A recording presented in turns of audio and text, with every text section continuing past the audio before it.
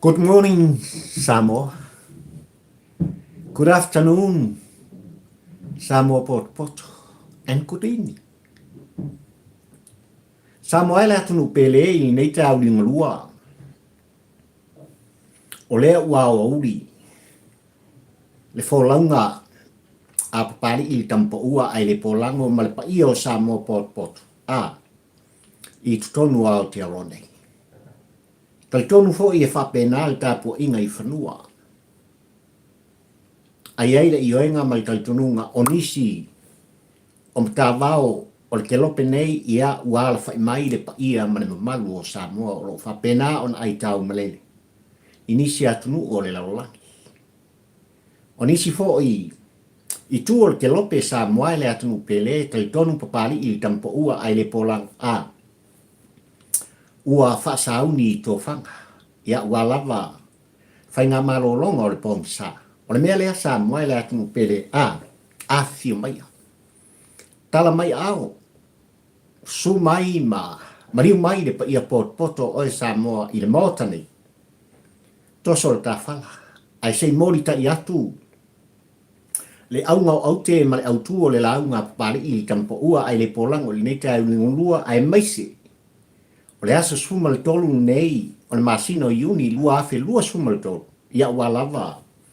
Ia le tapo o kalame fai pea. I leva yaso, ma leva yaso. Ma leva yaso. Ma lor falau manuia, ma lor pale. Ma lor su I se o whaaftai le pati ma le pō. Whaaftai I lau tāpua inga Samoa. O le nei umwhai on tātou to e whiutanga I ma whailoa. Whisota inga whanei on pō. Ai mai se ai o le pōr kalame whai pea. O motu ngā awha. O pari I nei le tampo ua ai le polango e mori ta I atuai. Se ngā pia, se oso, ia wa lava le tāpua I whaafonga ma le sila mai moa. A oe Samoa poto mai maota malawa. Whainga le tāpua inga le I pulotu. I o lato tu musu, ia ai mai se foi. O le whaatonunga ia pari mo mori whiau. I le tāpua inga a Samoa o loo tāringa. Samoa le atunu pele, a whio mai alaia. Ioi. Liu le wala mai au fonga I lau tāpua I whaafonga. Ai se I tala mataso. Le ngangana ma le upo ua lava le aunga o aute. O le launga whaatampo ua ai le pōlango. Le nei te awinga lua ma le tā mawhatanga.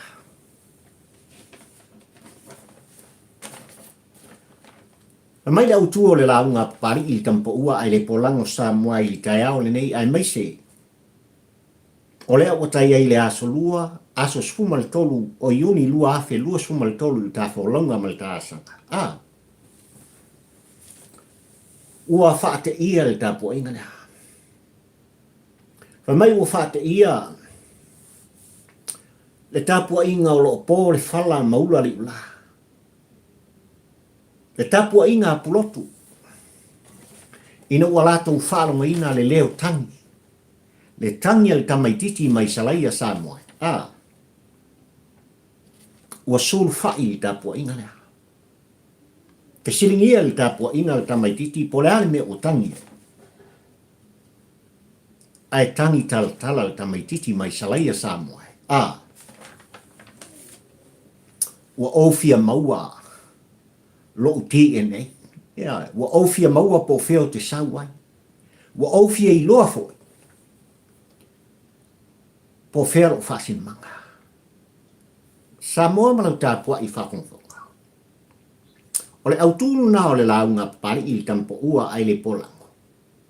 I le tauringa lua le nei ma le tā mawhatanga. Usi I ai lau whaafonga. Ai mai se foi, o lau sila mai moa, I ka por kalame fai pea. O le ao o a iai le au te lenga. Ai o te ioe Samoa le atunu pele o lau tāpua I whaafonga ma lau sila mai moa I ka por kalame inisio ma tā upu. O le a tamua i ta faltoso i le avatu ma le au mai i le tau lingolua le nei. O le a e maua ai le a no fale. Le pongaki. Le autu. O le launga papali. Le tampo ua ai le polango. Ia i le nei tau lingolua ma le tamafutanga. Awane ngalo fai mai autu o le launga papali i le tampo ua ai le polango sa moai. Ua Faateia le tāpua inga no Faateia Pulotu. I le tangi le tamaititi mai Salaia. Ua ia fia maua lona TNA, lona whaasinamanga, lona tupuanga. Ele anga ko inga e whaikakala ia pari Samoa. Ele anga ko inga e whaikatala ma tōru musu. Ono naunau ta inga. Longo oe. Ia longo puyari i lau tāpua inga Samoa. Ai nei tai au lingolua Samoa e ma le fua mai o le atunuu ala fai mai i whanunga le lei. I le aso fou ma le tai au fou a wā o suluia. Le laulangi le malamlama ma le oso ae o le la Samoa i ngā luenga mamana o le tātua le atua o Sapota, le atua o Samoa. O le aso na whapena o na tousui ai. Ia le whontanga le palemene o le tātua. E oi. Faateia i le atua ua maita watu sulu le tino i tūlanga e pe ona iai le tai au i le mota fono. Ai mai se foi o le alofa o le mota o Samoa. Ua le ngata i lana fionga i le fonfetalai le ofisa o le fono. Ai lana fionga le tamaitai palemia le ainga kapeneta o sui minsta. O le au wa o le whatuatua i le atua Samoa utasi. O le si tu o le balai. Ia. Wa iai le taitai o le tua ngai na tofi e Samoa ma le mota fono o Samoa le fionga i a fontoi. Ai mai se foi o sui awai o le tua o la tua ngaia. I le whainga malo o le tātu. Mai tau foi le tāpor kalame ai mai se o lau sila mai mua Samoa e tūlanga e pei ona iai i le mota fono le tai au le nei. O lo awai i le free amigos. The free wise man. Oi, o le ngata i le sui o whareata le whai i lana fionga ia ale vena ale le whetalainga i lingoa matua. Ia ai mai se fo i o le whetalainga i atuan si i leota. Le va o fonti, whetalainga i a mau si osi pupu mai. Ka malo whai pisa i tono le atu. Ua a toa tino le tanga. I le mai taunga le tāpua inga Samoa. I o tātou taitai sa tofi. E talo whai. Talo whai nisi o i tū malo e leo toi pō i ei mala e Samoa i lau tāpua i whawhongwhonga. Ono o le eva ia male no fui o mwho tāwita. Ono o le whaasili au pule. Ai mai se lava o le fau malo. I tūlanga i leo toi pō i ei mala e lau tāpua inga. Misi a koran. Ioi. Le nwhoa. O le tu malo le pam fale ata le to. Wa u fa fo man mafa. Tu ila epa. Ai mai se fo. O le feta lainga ia le pule. Ai le ava tu ma le mai ma le fale toso. I upu fai o le ta malo ma ta itai o le atu u Samoa i nei tai au ia. Tu langa lava e pei ona iai. Ia nisi o tu la fono tau fa ofi. Tui nā tu le lau a whona, ua lava le lau le liwina. Ke atu wha i ai le tō wha le moe ma le wha au tautanga. Ia ua lava nisi o tū la whona o tau wha o fitu tonu. O le tātu nuu e pāsia mai. I le mota whona o Samoa. Ua manino tū langa i pi ona iai le nei tau lingolua Samoa ua le ngata tū la whona o tau wha o fianga i atu. Ia i whaaptu ngā tupe wa lava luna i manuia o tātou tangata le nupi wha. Ai mai se fo i o tūlanga i pei ona iai, a wala te wawel tā tunu ma le wheo inga e mai se o leo leo. Le lati ia. O nisi fo i o tūla whono tau whaofi e pei ona umai fo i E se tasi o minsta yang ai lava I tūlanga I pi ona iai, whalave whafose I le ACC. Ia manisi o tūlafono. Ai mai tau o pari I tampa ua ai le polango le tau I ngalua le nei matfono usu al tātunu usa moai. Le anga le mea mana ia. O le whongtanga e tu ina tu lava le mata upu I le minsta e a ia le mata ngaduenga ma le tūlafono tau whaofi. E mo mori mai le tali ma le aung whale o tūlanga I pi ona ia. Le anga ilo to e pō ma le sa mua I lau tāpua I whawhongwhonga pe a whai e whaatepa pari I tampa ua ai le polango o lau mai moanga. Lau tāpua inga. I le pae inga suma le onon se I mwai atu nei ma tu atu I le pae inga suma lima. Manisi o pae inga o tūlai mai. Tu ila e pasa I le mali le ngoia vea ma pāle mia ma taita I o le tātunu. Ai mai se whainga malo o le hero piti. Tu la whano tau whaofi tūno le maota sa mwai. Tu langa I pi ona usu I ai. Whorma malu al pāle. E sau whailawa. Minsta o tō fia ma filfilia e tu ila epa. I lea matanga luenga, ma lea matanga luenga. Ai wha leo e tu la epa o la tōna. Mea matautia ne nā.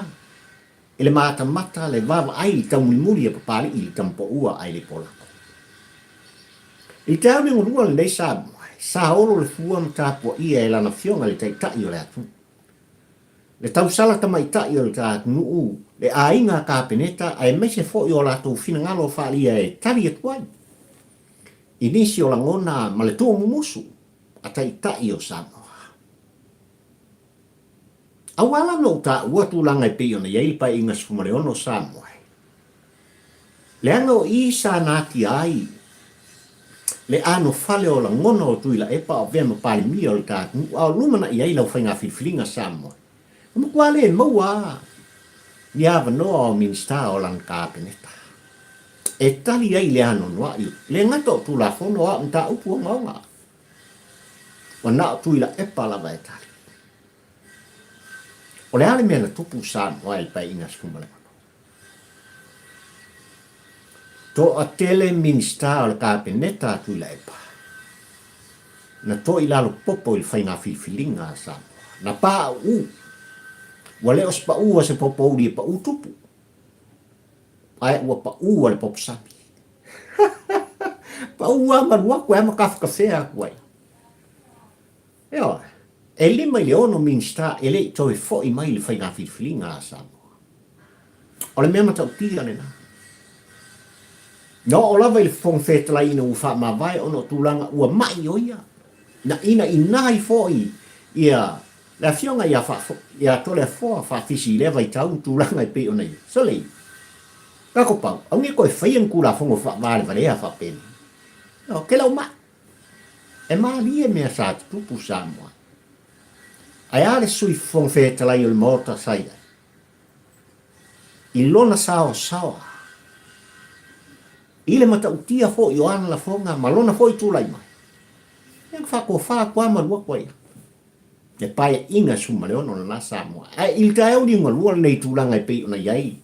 Ia le awa atu ma le au mai. I le toso inga. O le whala toso al pale mene le tātu.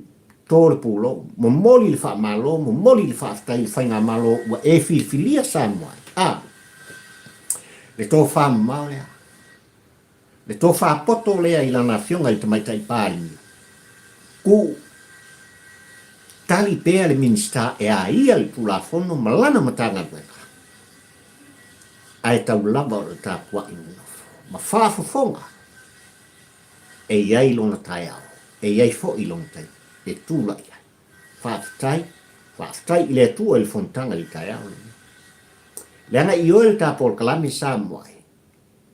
E tō whalea. E tō whalea e babi. O na mai e ai nisi o tulafono tau whaofi. Lea ua I luma o le laulau a fono ma le maota fono o Samoa.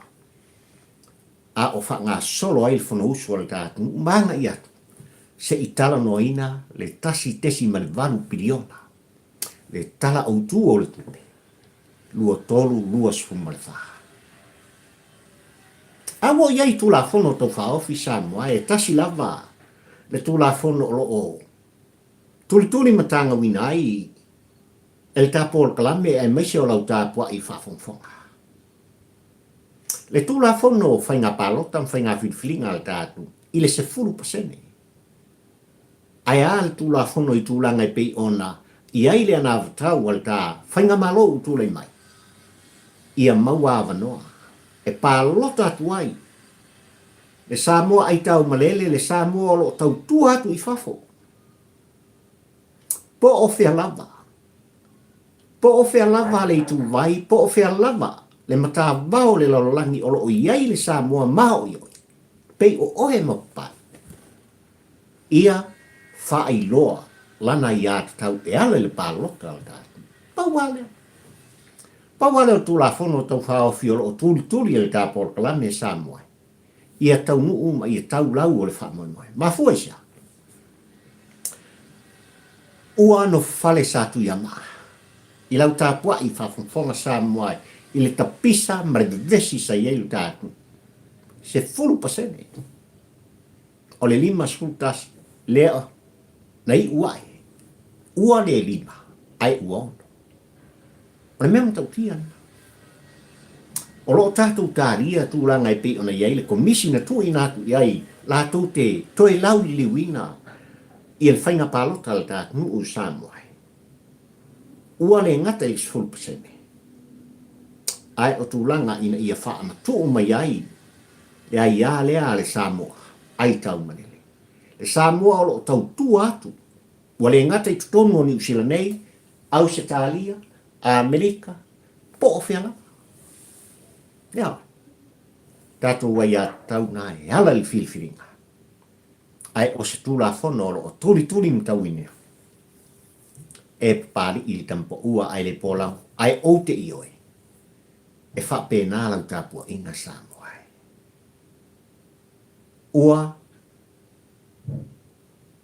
umale nei aso. O tolo fo I le whono malu al pāri mene le atu, o wale aso o mua mai.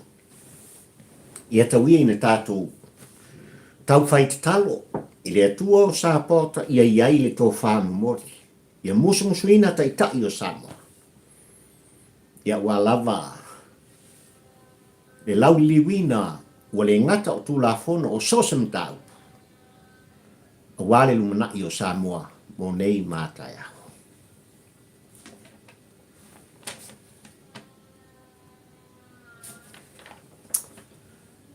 Samoa se watu pele. Malinawa ya sama tu atu se I o mai lava le tā winga luana nei ai mai se. O le tapisa lava le tātu atu ui tūlanga I pei ona iai. Le soa ma le soa. Soa, savali tua. Pei al kamfusu o. Soa, savali kua. Au. Le soa ma le sola. Hit and run. Le lava o tapisa ai papari I le kampo ua ai le pola. Na mau mawai. Le ola o se tamaititi. Se atali. Se alo o Samoa. Ia tu au. O lo tau sa ili pea. E sa pari u toi manatu e talanoa ni ta upu nei Samoa. O le upu tau tino o ta por kalame ua vea ni ta upu nei pei o se ata whaasolo. E whalinga mai o se ata ti whanga o lo whapena. Ona iai le upu whaia pea po I tūlanga I pei ona iai tala whawhango. E aro lua ua mangai e se mka upu e whalinga mai o le a maua le kamoleaka po o le sifi fo I o le. Ai ti en. Ai whaia pea. O le mea maria le nai tilo o papari I tampo ua ai le polango le mta upu le. Le anga watu lasi. Watu lasi le fitoso inga o la ngona mamanatu. Ai o le mea pue ata. Ma le aunga o aute, ma le autu o le ata Samoa. Lea e lai ona tu whono papari la ua fionga le komsina o le leo. Le ofisa o le leo. Wai o tau 5. Mori mau fō. E whātaunu I nai ni mata upu le. Are lava e whkosa inga Samoa. Ua tau tino la le pule rimoni leo lo tua ia. E nisi o le malu le atu I le mata upu le ni.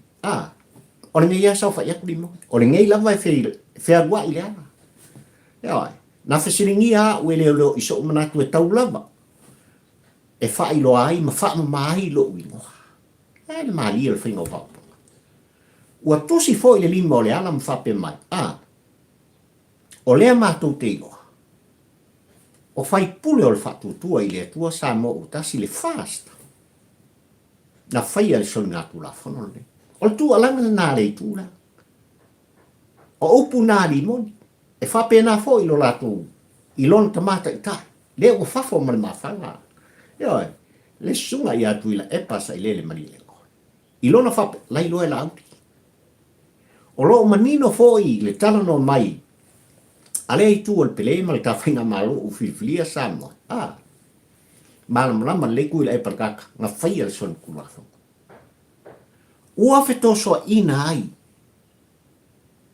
Wha mai au ta longa le mata upu le nei samwa. Ma tai sei nai pea. E ta pua i whafongfonga ma le sila mai moa samwa. O le manino ai tūlanga i pei o nei ai.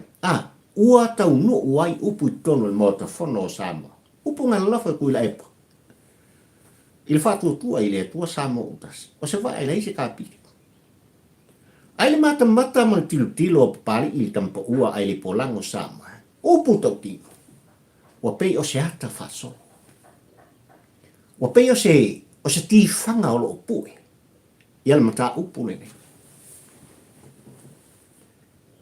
Ai o le unga o te male au tua o la ngona, whatampo ua ai le polango Samoa e tu o langa i pea.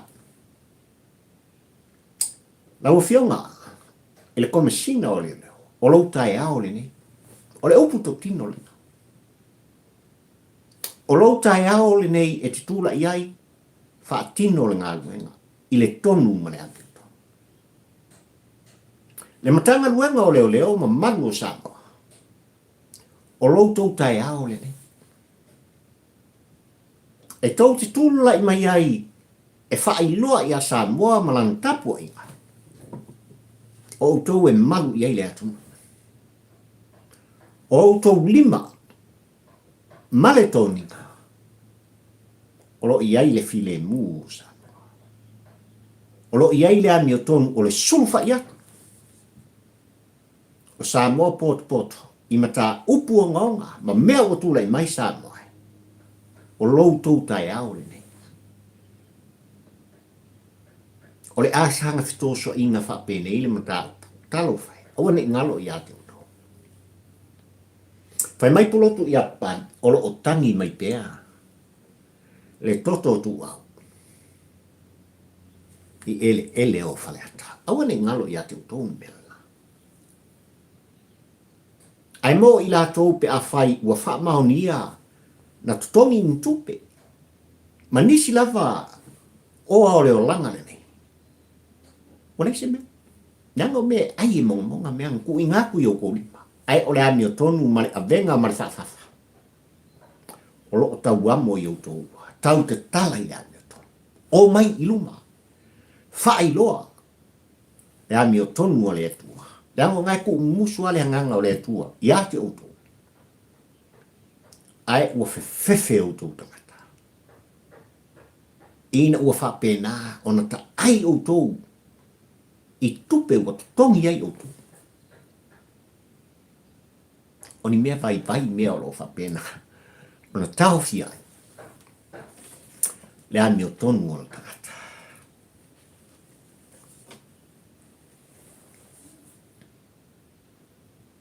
Samboai malau tapu inga. Pela mon tapisa pari ile ngang o le fa malo, le fa tai whainga malo, ai mese. O le nei fatua tūlai mai pa inga sumal fitu, lua tau sanga talu na tūlai mai, leo o tātou tālia tūlanga i pei ona iai. Le tala au tū o le tūpe o le atala noa ina i tutonu mo pasi ina ele mauta fono o Samoa. Kasi kesi manvaru pilionga. Ua toi wha tu ai fo i le alava tala le tupe tūlanga i le tasi le miliona. E tu ina tu i komiti o lo filfilia. E la tau te sa i lia tūlanga o le wha o ngā seina o le tamau a inga o Samoa. Le forensic audit. Mai pa inga lusu lua lusu tolu a familiona.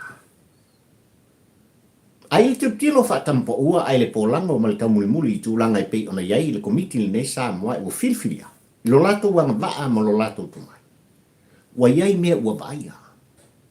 O le upu tau tino le na. Wa yai mea o lo fa pena ona matua ai manino yai. Le tau muli a papali i le tampo ua ai le polango. O le alapa ua mata. Ona o mai ilumba. E mafua mai nisi o matanga luenga o le tātu. Mai malo. Ma whaululunga. Ma i lato sa tofia matula i mai matangi au. E wafafo man mafa. Se makua i fai elsa i linga man siosue. Awa to e tapisa i tai au nei tulanga ni ta upu nei sa moai. Leanga wo i eise la ngona o limongi, wo ofo i ai si finangalo o tuila e pai tulang olo o talia. Fea o i ai kouso usuenga. Wa mau tupe ale. Fatutua i le tua sa mo. Fea o i elfa monga. Papastui, le ale pule ringo. On sai mai. Rea fai mari aku si akakuami. On sai mai. Ea. E te lua fiu e te lua tu whono matau mawhai e ta tai esel tāpua inga sa mua i o lua langona ni tā uputu. E te lua fiu. Ai le foi va sai whaanglongo ma tau muli tūlanga e whaonga i e tūla epa. Kole me whaaku ai maise. O le la Paul Klami o lo tu alanga mai ai i le pitonu o sini Australia sa mua e ma le whalo le tevo. No o lava i tūlanga i pe ona iai le whaatawina o Eddie Grace. Tau tino tūla epa i tūlanga i pe ona o atuai, ma masa atuai, nei miliona li tātunu. Ila ngā lua vai aso a ka haufia malanga. Na tau mwha i ai le awhionga, i le minsta, o ngā ruenga mwhātua, anga le tete i whono. O le whātua tua i le atua sa mō ukas. Le mkau fia se yo i a se tema. Mai mauka ko milio. No. Ai o tā ua e tūla epa tūlanga le malanga mai o saina nei. O ma tā upu sa ia tala no i nai, ai maise le saina. Lea sa ia whaatawina. Le whale tali malo na lauilo ai li tātunu u le Eddie Grace. Wangi. Wangi ili ma tā upu iai. Le foi tātou titali ele sa ili linga al komiti ni le sa mua ili 5 miliona. Fale tupe o ati na e o le tātunu e pe on tapisa a afiai la tau nei e o lava i ala le pule rimoni. E a afiai tu i la epa. E a afiai nisi sa tu lai mai pae inga o mam. Ua mawhai atu sa mua. Ani mema kaukia le mai. O lo o fai mali e mai pea si a tātou mtau. Upu tau tino le nā. A sa mua mana utapua i whafonfonga o le tualanga papari e momori ele fe au ta whainga mao. Leanga ele te tau ona vesea i o tau fina ngalo wala u tau muni muli. Le tā ua o le whalitan malo le nei o eki krei ma le fia tau sanga. Ina ua whatu la i se i o mai lava le tāu ni molua le nei. Nei loa ai sa mua o se whalitan malo. E tala whea ngai. Mō malo whaalongia. Mai ese senga o atu e malanga atu tono o sanu. Ai o tu whonoa pari i tai au nei, i le tā whainga malo, awana i ngalo 5 konu mionga. Sa ili ia mau i la tau no la tu whao ngai. O tupe ale atu, o tupe a sanu. E au foi ona matua i manino i tūlanga o i la tau o la tau tusia. O la tau e pule le fale tali magone nei sa moai. E ao na sa ili, ia maua i ai li tonu malani o tonu. O tupe le atu whatawai. O lono, wa avea le eki krei, ma mea tō tino a Samoa. Ma mea tō tino a le atu. Ai ao ona matua i tātou tāria. Le sa ili linga ma le suosuenga. Upu tau tino na sa moa ma lau tāpua i whafunga. Le au ngau au te. Le au tū O le launga whaatampo ua ai le polango I te ao nei Samoa. Whai marita pua inga I Pulotu. Ua Faateia I lato. Ina ua lato whaalonga ina I tamaititi o lo tangi atu. Fesili po fesa. Ai whamau I tamaititi e sau mai Salaia. O le ale mahua anga ua tangi. Ua sa iri Pulotu lo ni whaasina manga. Ua sa iri Pulotu lo na ngafa ma lona tupuanga. Le TNA. Oile nei tamaititi. Ai o le hafo I. Le hao te lenga o le launga whaatampo ua ai le polango no mori e tuai le whi au. I lau tāpua I whawhongwhonga ma lau sila mai moa I tāpol kalame e Samoa.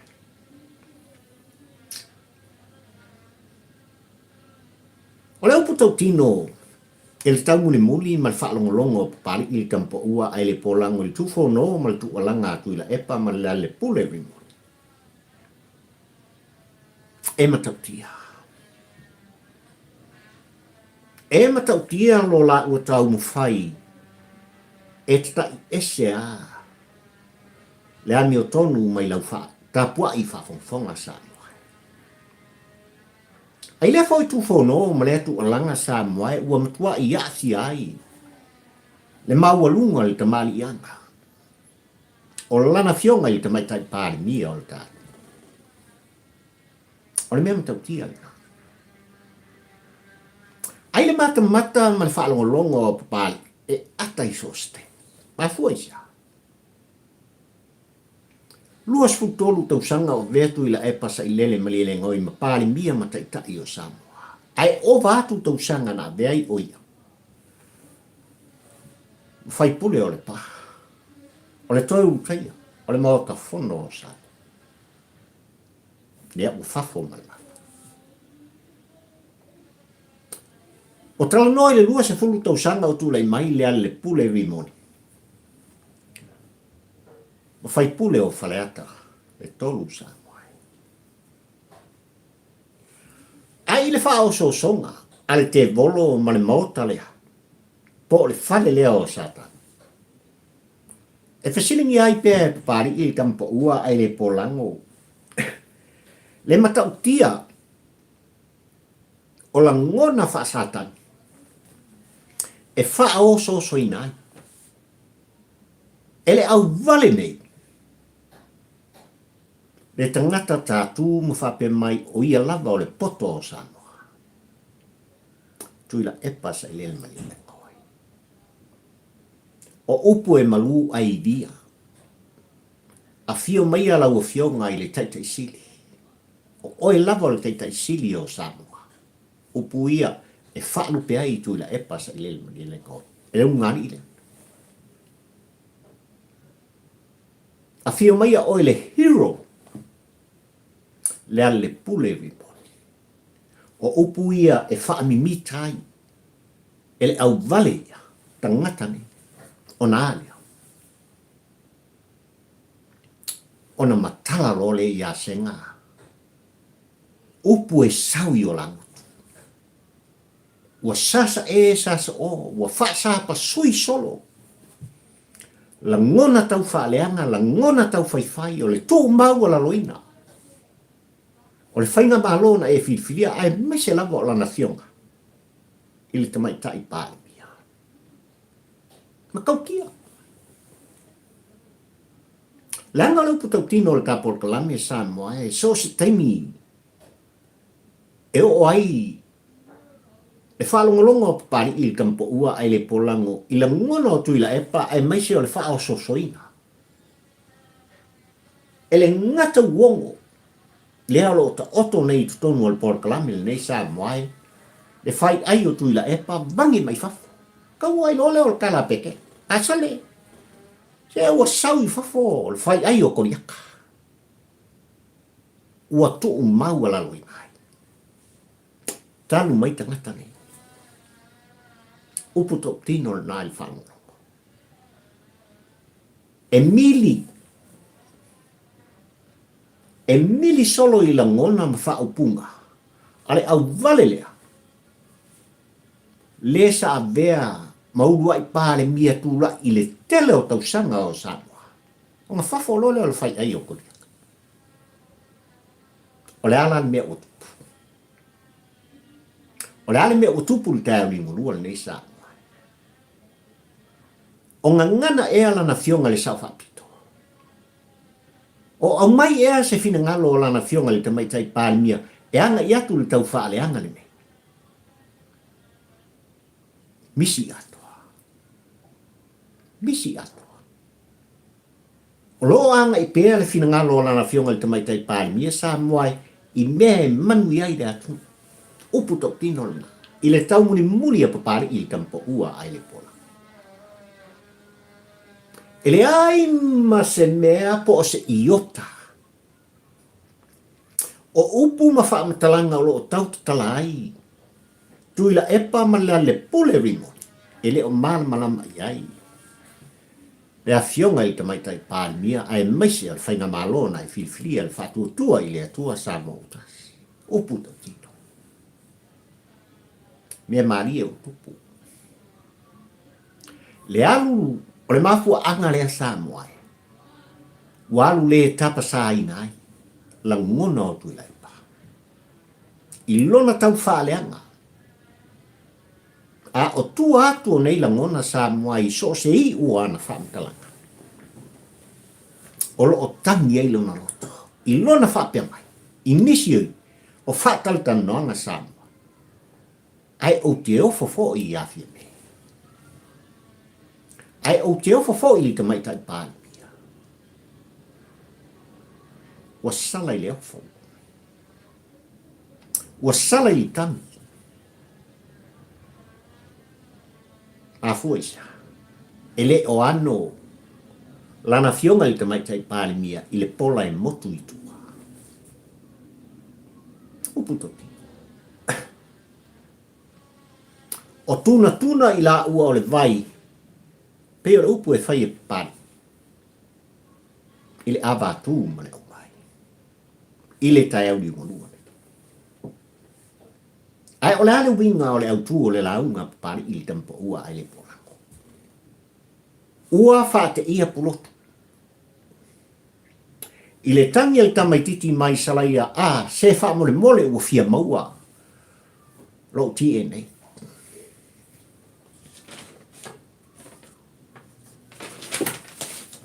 Samuai.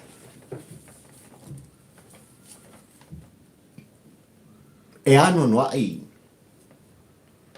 Suafa maua lunga o aika. Leo lo sa afi ai sa ilele mariele. O le ngata o le tui la epa. O le ngaioti. O le awerua. O le fati alofa. O le ai ono. O le ngalu mane mana mais. Le TNA leo lo tau sa ili le te malo maisa. El tamaititi mai Salaia. Ua manatu e tilo atu i le whanau monsuri. Pe whape i. Ona momoli mato i ai le pelau e ua i e tauri maina ma ofuina i le tae au li wanuale. Le TNA nao tau saili.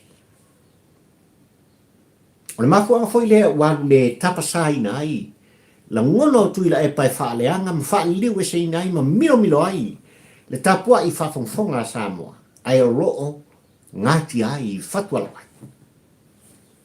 Le mana onga i lon TNA. I le tilo atu. I le whanau a tupu mai. Talo fai. Talo fai. Ua tau nuu. Le upu na tau tala i ai le lauli ale maritoa. Tu lepa? Ana le ai lo tofi pāle mia e kele pai meana. Ana ele pāle mia e kele papai suafana. o le makaukia ngā le mea lea, nā lai, o le Faateia, i le tāpua inga I Pulotu. I le tangi al tamaititi mai Salaia sa. Ua fia maua, lona tie nei. Le whaasino manga, le aungo au te ma le au tū o mea. Na tani e le tāpua inga I Pulotu. Na ngungu le tāpua inga I Pulotu. Ai na wha leo le o te ngianga. E le tāpua inga I Pulotu. O le tamaititi nei. Wafo o le tau lau o le wha moe moenga. Ma le moe mitinga sa moai leang ka lepe lepe le mu ai le tā whawai. Lea na whatula I ai le ano noa I o tula fono. Ma isi tula fono e so sofa ai. Le file mu o Samoa. E wha ma lepe ai. Le whao whaninga o ai.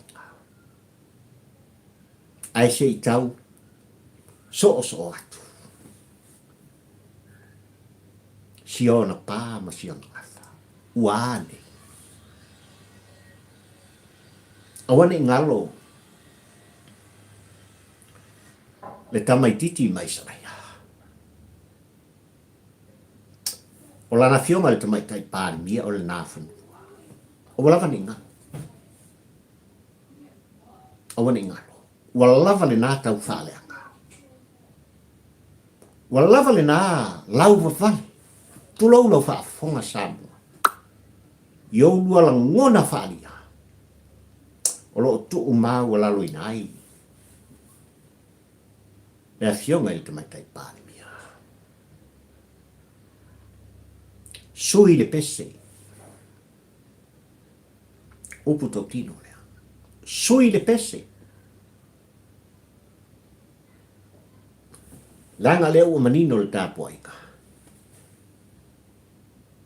E whaoso o lua. E le tamaititi e le ilopo whea e sa wai, ma le tene titi.